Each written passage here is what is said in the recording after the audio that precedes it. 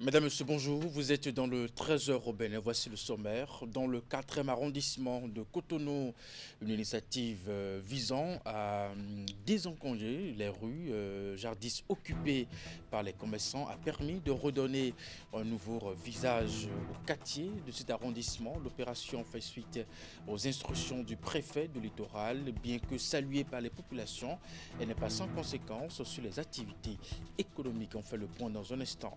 On parlera aussi des démarcheurs dans ce trésor au Bénin.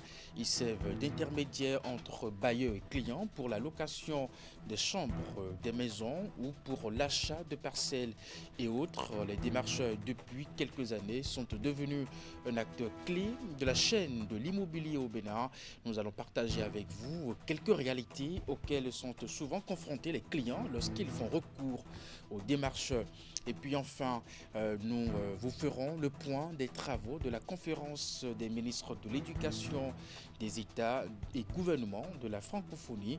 Ils sont réunis à Cotonou pour aplanir les sentiers, les chantiers pour une diffusion sans encombre des résultats du programme d'analyse des systèmes éducatifs 2024. Le point vous sera fait d'un moment à l'autre. Voilà pour vous le sommaire de cette édition. À nouveau, bonjour et bienvenue si vous nous rejoignez. Dans le ventre de cette édition, je serai avec Franck Aono. Avec lui, nous allons décrypter le rapport sur l'indice de perception de la corruption 2025 qui était rendu public depuis ce mardi. Quelle est justement la position que le Bénin occupe dans ce rapport? On en parle dans un instant. Mais avant, dans le cadre de la dynamique de réorganisation de la ville de Cotonou, une opération de libération des espaces publics a eu lieu dans le 4e arrondissement, une initiative visant à désencombrer, j'y arrive, les rues jadis occupées par les commerçants et qui a permis de redonner un nouveau visage au quartier de cet arrondissement. L'opération fait suite aux instructions du préfet du littoral. Bien que saluée par les populations, elle n'est pas sans conséquence sur les activités économiques. Voici le constat de cette opération. Si la population reconnaît les bienfaits d'un environnement plus propre et plus sécurisé, elle ne manque pas d'exprimer des réserves quant aux conditions de cette opération. Certains commerçants, notamment ceux qui exercent dans l'informel, ont vu leurs activités perturbées, soulignant la nécessité d'un accompagnement du gouvernement pour les soutenir dans cette transition. Ce que l'État fait, c'est bien. Juste que c'est un peu difficile pour vendre afin de pouvoir subvenir aux besoins. Je suis vendeuse de poissons. L'opération est une bonne chose. Mais depuis lors, tout a changé. Plus possible de pêcher les poissons et c'est difficile pour nous, les pauvres, de s'en sortir. L'intégration de solutions alternatives pour ces acteurs économiques, comme la mise en place de nouveaux espaces de commerce ou une meilleure réglementation, semble indispensable pour concilier développement et maintien de l'emploi. Les riverains saluent la vision du gouvernement. Nous remercions le chef de l'État pour cette vision. Et maintenant, il ne faut pas qu'on s'en arrête là. Il ne faut pas qu'on s'en arrête là parce qu'une fois qu'on a dégagé les gens, il faut aménager. Une ville plus propre, plus fluide et mieux structurée est un atout pour attirer les investisseurs et améliorer la qualité de vie des habitants. En assainissant la berge et en facilitant la circulation, cette action ouvre la voie à une meilleure gestion de l'espace public. Quand ils ont fait le dégagement des berges lagunaires, il y a beaucoup qui sont encore installés dans les voies. Quand on a monté sur le terrain pour voir ça, on a vu que beaucoup de Béninois et Béninoises ont construit des fosses plastiques dans un domaine public. C'est ça qui n'est pas bon. L'effort du gouvernement, il faut qu'on accompagne ça. Nous devons accompagner coûte que coûte pour avoir un Cotonou comme Paris. Quand tout le monde dit, les gens disent je suis à Paris, ce n'est pas donné à tout le monde de vivre à Paris. D'ici là, Cotonou sera comme Paris.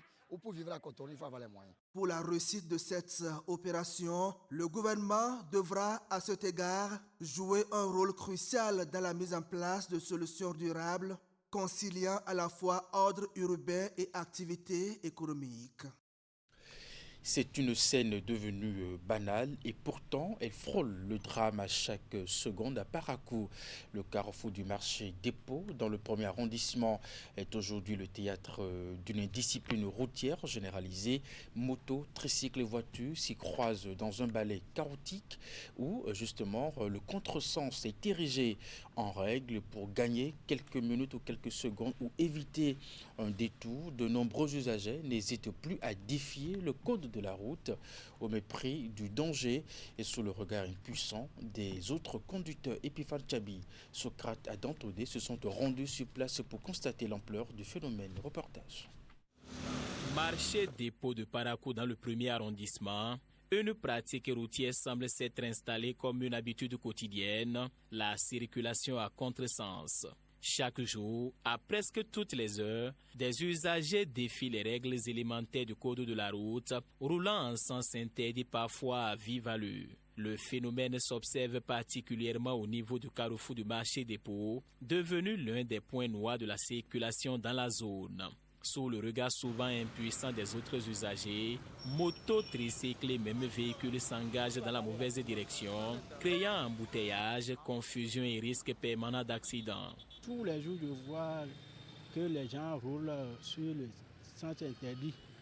Donc, une fois qu'on dit sens interdit, ça veut dire que les gens ne respectent pas. Là, il faut prendre pour aller normalement. Là, il faut aller. Ça avait créé des morts ici. Donc, il faut qu'on trouve une solution à ça. Bon, il y a d'autres qui le font innocemment, qui ne savent pas. Mais il y a d'autres qui savent correctement le code de la route. Certains pratiquants de contresens tentent de se justifier, gain de temps, évitement des bouchons ou simple habitude. C'est tous les jours, cela se constate et on ne peut pas éviter ça. Parce que si au niveau de l'entrée du marché, là, ils ont fait une voie pour pouvoir entrer par là, ça serait bon. Mais voir que là où il faut dévier, c'est à plus de 100 mètres. Donc, on savait que beaucoup de personnes prennent pas le sens interdit. À chaque fois, on prend ce risque. Des arguments qui, pour les spécialistes, ne tiennent pas. Selon Alain Tébécois, moniteur d'auto-école, cette pratique expose les conducteurs à d'énormes risques. Au lieu d'aller contourner et prendre le sens normal, non. Ils voient que, bon, pour économiser quelques centilitres, donc ils préfèrent prendre un sens interdit au risque d'aller percuter un autre usager qui vient en sens inverse. Bon, il y a des risques qui sont multiples. Il y a des risques de collision frontale et des risques de collision latérale. Donc ça peut arriver. En attendant des mesures plus fermes des autorités compétentes, le carrefour du marché dépôt continue donc de vivre au rythme des contresens, une habitude risquée qui pourrait à tout moment virer au drame. Il passe désormais presque le quotidien à travers les hameaux de maison en maison en jouant un rôle non négligeable. Ils servent d'intermédiaire entre le bailleur et le client pour la location des chambres, des maisons ou pour l'achat de parcelles et autres. Les démarcheurs, depuis quelques années, sont devenus un acteur clé de la chaîne de l'immobilier au Bénin. Mais une fois entrés en contact avec ces intermédiaires de terrain, le matir se présente sous diverses formes. En tout cas, dans ce reportage, nous vous proposons les réalités auxquelles sont souvent confrontés les clients lorsqu'ils font recours aux démarcheurs. Voici les images. Plus qu'un service, c'est un passage important dans le processus de location des chambres. Dans la quête de ce besoin immobilier très prisé à Cotonou et à Bomey-Calavi, pour ne citer que ceux-là, des centaines et milliers de foyers et de jeunes se réfèrent à des démarcheurs dans l'espoir de vite trouver satisfaction. Mais cette satisfaction n'est toujours pas au rendez-vous. Cet après-midi, Rodrigue, un jeune proche de la trentaine, est en pleine discussion avec l'un de ses intermédiaires entre bailleurs et locataires. Si tout va bien, si ça marche, on va lancer photos en même temps. Ok.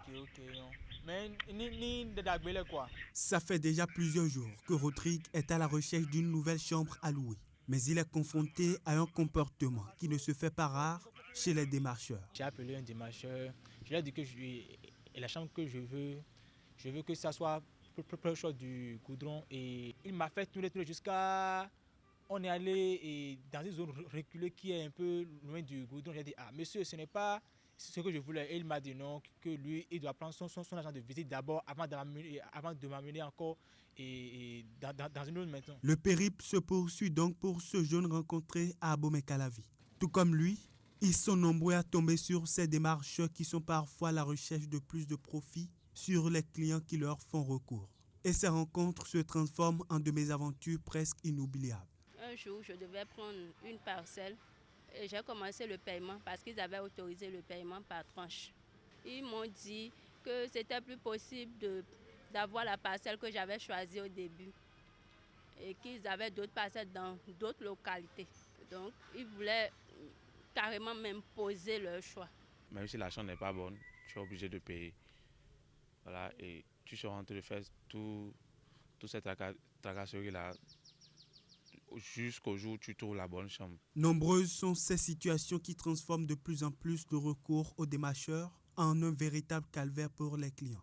Une difficulté qui prend de l'ampleur. Mais on peut leur demander d'être un peu sérieux dans ce qu'ils font parce que nous souffrons tous. Ils n'ont qu'à arrêter de se comporter comme ça avec nous. Un appel pour plus de professionnalisme. Un message à l'endroit des démarcheurs qui aujourd'hui sont de plus en plus nombreux dans le secteur de l'immobilier. Ils se doivent de relever le défi de la satisfaction des clients avec moins de goulot d'étranglement.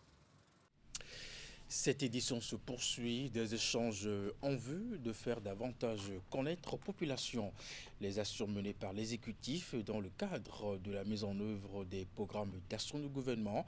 La séance animée par le porte-parole du gouvernement a réuni du monde à Zobodomé et à Gbanyezoun. À l'occasion, divers projets et programmes ont été revisités, de même que bien d'autres sujets. La rencontre s'est tenue sur initiative des maires, des jeunes des deux localités. Voici les détails avec Imet Ilena Moussou. Wilfried Léandre Hongbeji au contact des jeunes des communes de Zobodomé et d'Agbanyezoun. Le porte-parole du gouvernement sur invitation des maires des jeunes des deux localités est allé expliquer de vive voix les actions du gouvernement, les réformes, les choix, les stratégies ainsi que la vision Bénin à l'AFIA 2060 et l'effort collectif nécessaire à son atteinte. À Zobodomé, parmi les points objets de préoccupation soulevés, figure la construction des routes de la commune, l'embauche ou le recrutement des jeunes, le développement touristique ou encore le reversement des AME. L'une des préoccupations majeures de toute la commune de Zobodomé, c'est la non-réhabilitation des voies Zobodomé à Kiza, la voie Kana Pokisa Domé pendant 10 ans. Si le gouvernement avait tellement de moyens qu'il peut régler tous les problèmes de tout le monde en même temps, il va le faire avec beaucoup de plaisir parce que n'importe où il irait, tout le monde va l'applaudir. Pour l'instant, nous n'en sommes pas encore là. Maintenant, nous sommes en phase de construction intensive du pays. Comme à Zobodomé, un engouement pour la rencontre a également été observé chez les jeunes d'Agbanyezoun. Après un bref point des acquis de la décennie de gouvernance talent dans la commune, les promesses non encore réalisées, les préoccupations individuelles et collectives, de même que certaines attentes personnelles ont été débattues. Les choix de l'exécutif ont été opérés par responsabilité politique et non par manque de volonté, a insisté l'invité du jour. Nous avons voulu vous recevoir et apprendre davantage du gouvernement, du président, son excellence Parti Talent, pour savoir quel est le rôle des jeunes, surtout dans l'atteinte de la vision 2060.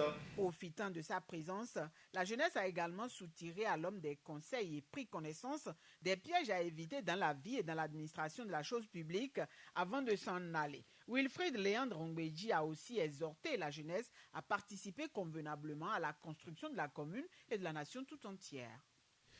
On parle éducation à présent. L'université d'Abomey-Calavi vient d'enregistrer un nouveau docteur en études anglophones, options linguistiques et didactique appliquée, anglais appliqué. Il s'agit de Dr Florence Rebecca Tossé à Dijon. L'impétrante a soutenu sa thèse avec une mention très honorable avec appréciation du jury. Voici les détails. Le jury l'a déclaré digne.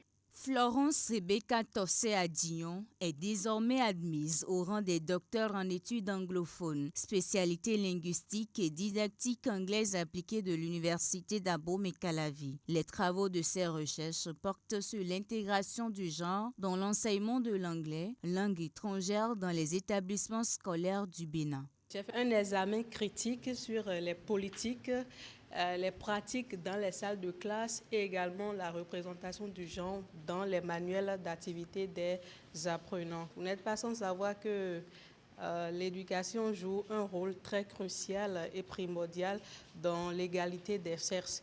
Et c'est pour que les politiques, les lois et autres soient respectées pour que les garçons et les filles ne soient pas lésés, que j'ai essayé de mener mes recherches sur ce sujet très capital, très crucial.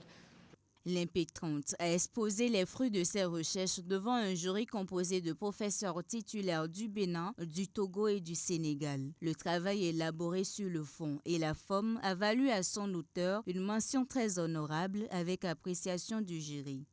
L'appréciation que je fais du travail, c'est une appréciation positive.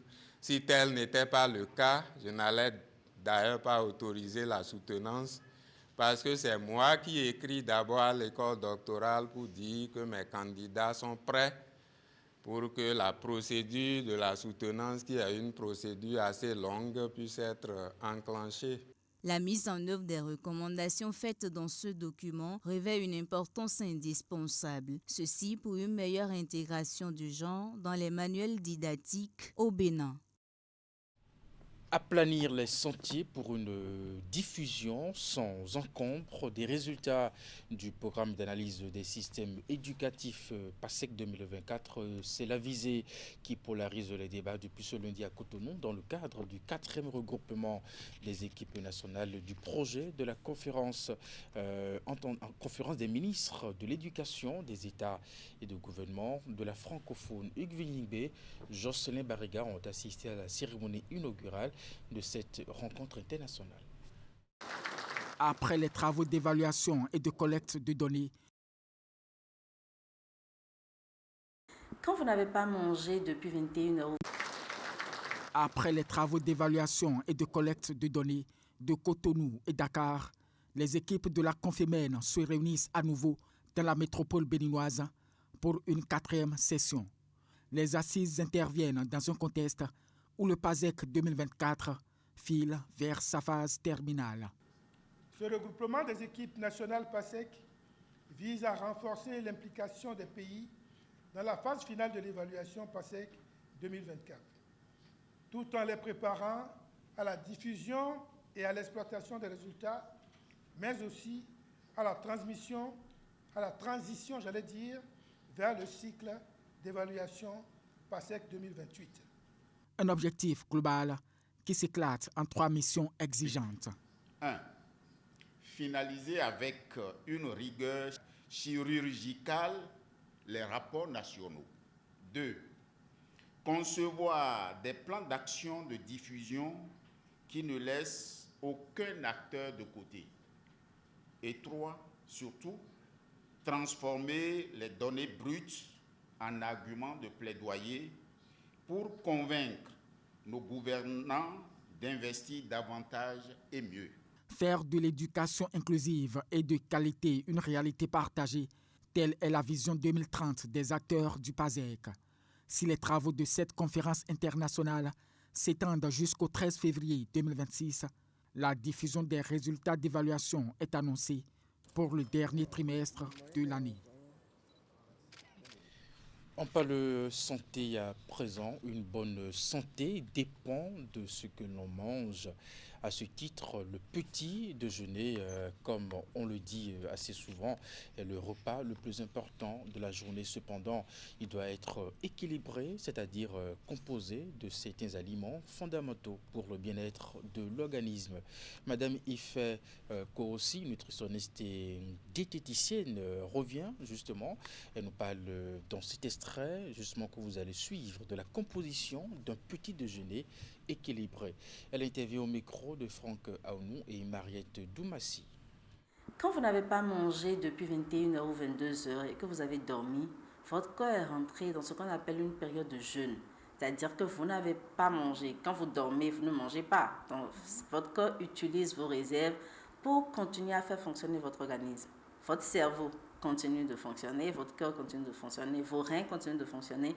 Donc, tous ces mécanismes-là utilisent de l'énergie. À votre réveil, votre ventre, il est vide. Vous sentez une envie de manger si vous avez l'habitude de manger. Et là, vous devez normalement manger. Qu'est-ce qu'on mange au petit déjeuner? On mange quelque chose d'équilibré. Des légumes, des féculents. Par exemple, parfois, si vous voulez, un fruit et des protéines. Quand votre assiette n'est pas équilibrée, ne contient pas la plupart de ces groupes-là, notamment des légumes, vous avez envie de grignoter juste après parce que vous n'avez pas apporté à votre organisme suffisamment d'énergie, suffisamment de choses pour qu'il puisse tenir la journée, pour qu'il puisse tenir 3 heures, 4 heures après votre petit déjeuner. Et puis on prend un cas pratique à présent dans l'habitude alimentaire de grand nombre de Béninois. Le petit déjeuner est souvent composé de thé sucré, de pain et par moments d'œufs, une composition qui favorise les envies constantes de sucre tout au long de la journée selon la spécialiste en nutrition. On l'écoute. Et ça entraîne des mécanismes qui par la suite vous réclament encore du sucre. Non, ce qui explique en fait vos envies sucrées après le petit déjeuner. Alors, pour ne pas craquer, il y a plusieurs mécanismes. Déjà, il faut reconnaître dans quel mécanisme on est. Quand vous avez une envie très sucrée, vous avez 2 choses à faire, ou 3. Vous pouvez partir sur un aliment sucré qui est moins dangereux pour votre organisme, notamment les fruits. Donc, vous pouvez garder sur vous, par exemple, une mandarine, une clémentine, une pomme, une petite banane. Ça satisfait votre envie sucrée, puisque ce sont des fruits sucrés, mais sans endommager votre santé. D'accord? Maintenant, ce qu'on pourrait éviter, c'est par exemple les biscuits, le chocolat, les bonbons. Eux, ce sont des aliments sucrés, mais en plus d'être sucrés, ils pourraient être nocifs à votre organisme, surtout si vous abusez. Généralement, on ne se contente pas d'un seul bonbon. Quand on a envie de prendre des bonbons, on en achète 10, 12, et puis à force de prendre 1, de prendre 2, on ne s'arrête plus. Et là, dans la fréquence, ça pourrait devenir dangereux. Donc, pour éviter de trop craquer, c'est l'hydratation. Gardez une bouteille d'eau, vous buvez de l'eau. Après, si l'eau ne satisfait pas, n'arrive pas à calmer cette envie sucrée-là, vous pouvez partir maintenant sur des portions de fruits.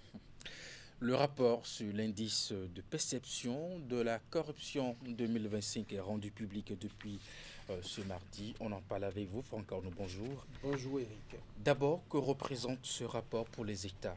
Allez, le rapport de Transparency International publié ce 10 février 2026, comme chaque année d'ailleurs, est un document pivot pour l'ensemble des États sur notre planète. Et ainsi, l'indice de perception de la corruption, que ce qu'on appelle IPC, n'est pas qu'un simple classement, c'est un baromètre de confiance mondiale parce qu'il met en exergue premièrement d'abord l'attractivité économique. Un bon score, par exemple, rassure les investisseurs étrangers qui craignent l'insécurité juridique parce que dans un pays où il y a l'insécurité juridique, où l'investisseur n'est pas capable d'aller gagner un procès équitable devant un tribunal lorsqu'il est en conflit avec quelqu'un sur le territoire national, il ne viendra, un partenaire, il ne viendra, ou même contre l'État dans lequel il investit, il ne sera pas en sécurité, ne viendra jamais investir chez vous. Il y a l'aide internationale, de nombreux bailleurs prennent en tout cas exemple sur cet indice-là de chaque pays pour venir investir. La Banque mondiale, le Fonds monétaire international par exemple, utilisent cet indice pour conditionner leur financement parce que lorsque l'indice n'est pas assez confortable, ils ne viendront pas investir. En interne aussi, et cela met en jeu une sorte de, disons, de pression politique pour les citoyens. C'est un outil que les citoyens peuvent utiliser, un outil de redevabilité pour juger l'efficacité des réformes de leur gouvernement dans chaque État. Voilà un peu l'importance et la portée de ce rapport-là que publie chaque année Transparency International. D'accord. Alors, quelles sont les grandes lignes de ce rapport pour l'année 2025? Alors, nous avons lu un peu le rapport qui a été publié ce 10 février. Ce rapport a été intitulé, comme chaque année, il y a toujours un titre, « Le déclin du leadership affaiblit la lutte mondiale ». En tout cas, ce rapport souligne une année 2025 sombre pour l'intégrité publique et évoque un recul global en termes de moyenne qui est resté statique à un niveau historiquement bas, 43 points sur 100.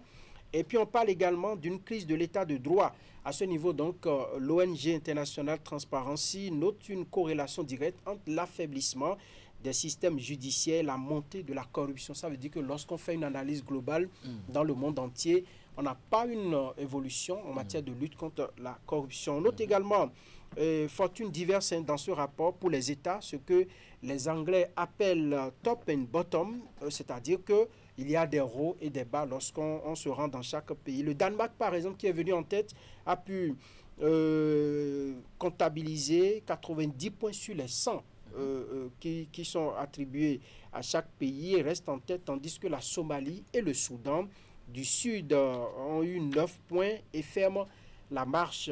Il y a eu des alertes également sur les démocraties, même dans les pays du G7 par exemple, on voit que le score s'est effrité, signe que la surveillance s'essouffle partout.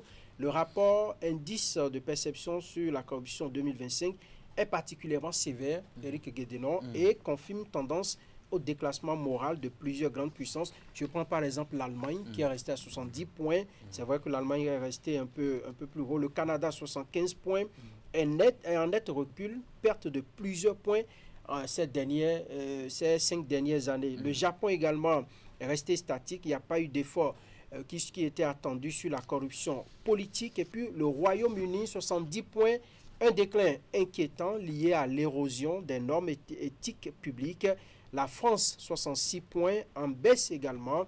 Le rapport pointe un manque d'indépendance de la justice. Vous voyez que même dans les grandes démocraties, il y a ce débat-là qui se mène également. On parle de l'indépendance, un manque d'indépendance de la justice en France. Et puis, les États-Unis, ce n'est pas du tout surprenant, 64 points, un score historiquement bas qui témoigne de la fragilité des contre-pouvoirs. L'Italie, 53 points, etc., pour ne citer que ces États du G7. Allez, que révèle ce rapport sur le cas du Bénin? Voilà, ce qui nous intéresse le plus aujourd'hui, le Bénin confirme, disons, sa position de bon élève dynamique. C'est une bonne nouvelle pour, en tout cas, tout cet arsenal-là que nous avons mis en place pour lutter contre la corruption dans notre pays. C'est tellement que Transparency a remarqué des progrès remarquables dans notre pays. Le score de notre pays est de 46 sur 100 points en progression par rapport, par exemple, aux 45 points que nous avons pu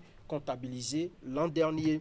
Ensuite, par rapport au rang, nous avons également fait une petite avancée. Le Bénin est ici aujourd'hui au 68e rang mondial, gagnant une place par rapport à 2024. Et enfin, le rapport pointe du doigt la position régionale du Bénin qui consolide sa place dans le top 7 africain et reste l'un des bons élèves et leaders de l'espace UEMOA aux côtés du Sénégal. C'est une bonne nouvelle pour notre pays en tout cas.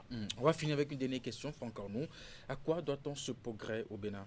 Alors, le rapport et les analyses que nous avons eues au plan local, par exemple les analyses de Social Watch Bénin, attribuent cette progression constante depuis 2016 à plusieurs facteurs structurels. D'abord, la digitalisation des services publics, parce que le contact des agents, des cadres de l'administration avec les usagers a été réduit. C'est ça qui favorisait beaucoup plus la corruption entre agents et usagers. On a limité un peu donc ce contact-là, ce qui a empêché les petits pots de vin qui se glissent souvent lorsqu'on a besoin d'un service dans l'administration publique. Il y a la répression judiciaire, qu'on le veuille ou non. La criette aujourd'hui, on peut condamner comment les choses se passent, on peut critiquer, mais cela a permis de réduire un tout petit peu les velléités liées à la corruption, au détournement des fonds publics, parce que les sanctions qui sont attribuées à ceux qui sont en faute là-bas sont assez lourdes. Donc, on a peur d'aller devant la criette. C'est un facteur très important. Il y a les réformes institutionnelles également, la mise en place, par exemple, du Haut Commissariat à la prévention de la corruption et le renforcement des contrôles internes dans les ministères et les autres services publics y ont contribué fortement. Nous avons également l'amélioration des indicateurs de gestion, les bonnes notes attribuées. Vous le savez, au cours de l'année, la Banque mondiale est venue faire un rapport et a attribué de bonnes notes à notre pays. Cela a eu des impacts également sur le rang que nous avons occupé. Et puis, cette petite note pour terminer, bien que le progrès soit réel, le Bénin est sous la barre de la moyenne, c'est-à-dire 43 sur 100. Donc, on devrait obtenir tout au moins 50 sur 100 pour espérer dorénavant, en tout cas, un grand progrès. Transparency a précisé à ce niveau que le défi reste l'indépendance totale du système judiciaire et la protection des lanceurs d'alerte. Les lanceurs d'alerte, c'est ceux-là qui glissent les informations. Lorsqu'on est informé, on informe les autorités. Quand ceux-là ne sont pas indépendants et n'ont pas l'assurance que leur vie n'est pas, en tout cas, en péril, cela pose un problème. Les informations ne pourront pas parvenir aux instances habilitées à lutter contre la corruption dans notre pays. Merci à vous, Franck Arnaud. Restez avec nous pour la suite de cette édition. Il y a plus de 23 ans qu'ils forment un ménage parfait et depuis 6 ans, ils ont consolidé leur union dans la foi et en se mariant devant le Créateur. C'est le couple Adam Dedjan, promoteur du complexe scolaire Clé de la Réussite. Le dimanche 8 février, ils ont célébré l'anniversaire à l'église catholique Marie-Auxiliatrice de Menontin. 6 ans de mariage pour le couple Adam Dedjan Omer et Blandine. C'est une grâce célébrée le dimanche 8 février à l'église catholique de Menontin pour remercier Dieu le Créateur. Le père célébrant a à plusieurs reprises montré le couple comme un exemple à suivre pour l'harmonie dans le foyer. Puis les bénédictions ont suivi pour consolider davantage ce mariage au grand bonheur des heureux du jour. Après plus de 22 ans de vie avec ma femme, il y a 6 ans, nous avons pris l'engagement de célébrer notre mariage à Menontin-là. La Bible même dit que la femme sage bâtit elle-même sa maison et l'insensé la renverse de ses propres mains. Je pense que ce n'est pas le savoir-d'être ou le savoir-faire, mais c'est la grâce de Dieu. L'union qu'est le mariage, c'est celle-là dont nous faisons mémoire aujourd'hui, depuis 6 ans. Plus de 25 ans de vie conjugale parsemée de tensions dans le couple, mais vite maîtrisée grâce à la foi, la prière et le dialogue dans le foyer. On a traversé des périodes difficiles. Et des gens très proches de nous sont rentrés dedans. Et on me mentait. On lui servait aussi autre version. Les moments forts de la célébration étaient le partage autour de mets entre parents, amis et invités de marque. La détente musicale a également agrémenté la fête pour donner du sens aux 6 ans de mariage.